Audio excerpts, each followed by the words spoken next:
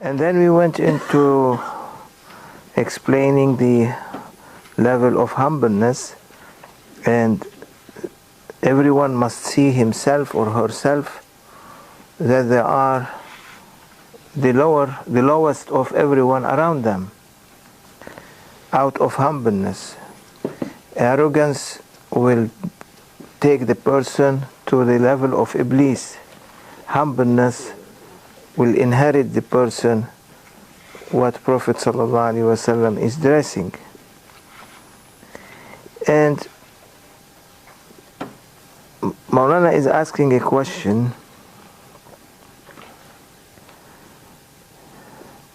that we must not look for the faults the faults of others.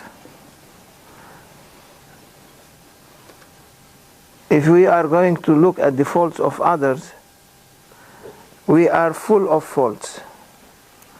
And the Grand Sheikh explained that by a simple example. He said that there is two people, two neighbors, and one neighbor has a nice garden and the other neighbor has a nice garden.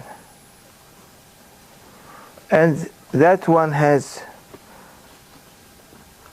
lot of sheep and that one has lot of sheep, together with trees, with everything.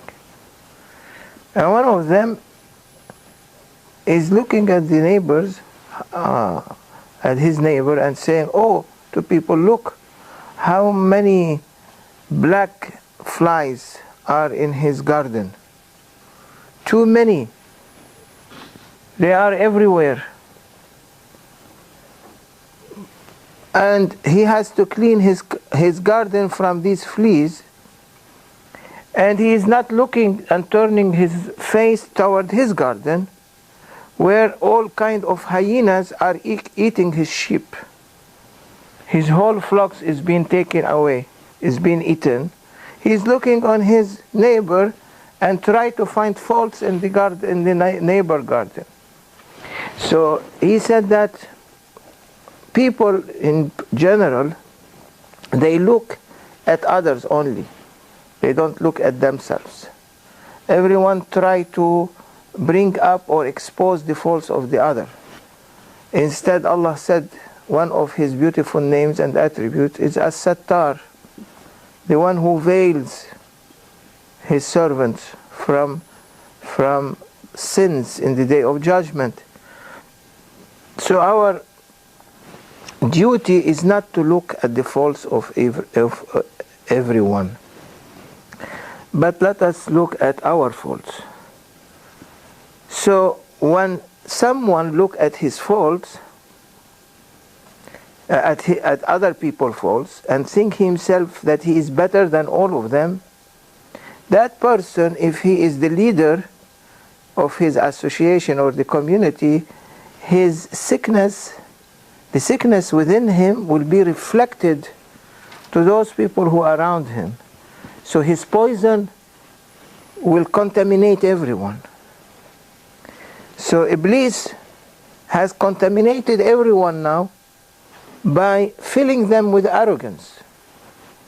And that's why you see child, even at a young age, he's arrogant. He fight with his mother, he fight with his father, he keep crying until he gets what he wants.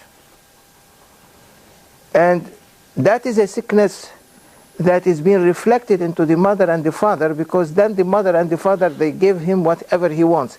Means they are feeding him with satanic sickness and poison when they are giving him or giving her whatever they are asking.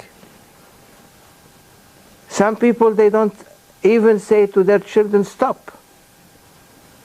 They go to people's house and their children make the house upside down, and if anyone says something, they get upset. So that's to show, as an example, is to show how much our parents spoiled us, and how much we spoiled our children. And our children will become parents, they are going to spoil their children. So it is a reflection, negative energy that is moving from shaitan to everyone.